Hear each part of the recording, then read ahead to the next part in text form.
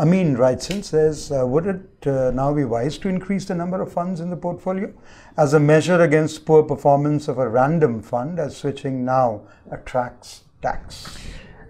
No.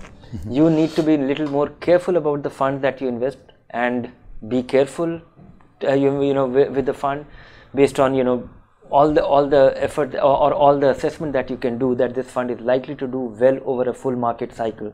Take a 5-7 years time frame, because all funds struggle at some point, but funds have track record that on a full market cycle they tend to do well if they have some essential things in place. A fund manager who has a proven history, it follows a process which is understandable, a clearly stated strategy.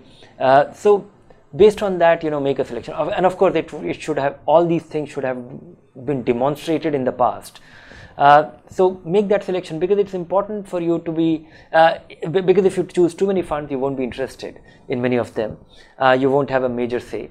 It might also translate into too much of diversification. So I would say that put in some effort, have 3-4 funds, and that adequately actually fulfills the need of most investors. Having too many funds, and to insulate yourself from the risk of choosing a poor performer or the likely impact of capital gains tax, don't do that. Choose good funds, invest regularly, don't get distracted by the long-term capital gains tax. Yes, you will have to change some tactics, choose the growth plan, choose the fund with greater flexibility, maybe avoiding the large caps and the small caps, because those are narrow objectives. And many a times it turns out to be a test of patience when a particular strategy or a particular segment of the market is not doing well.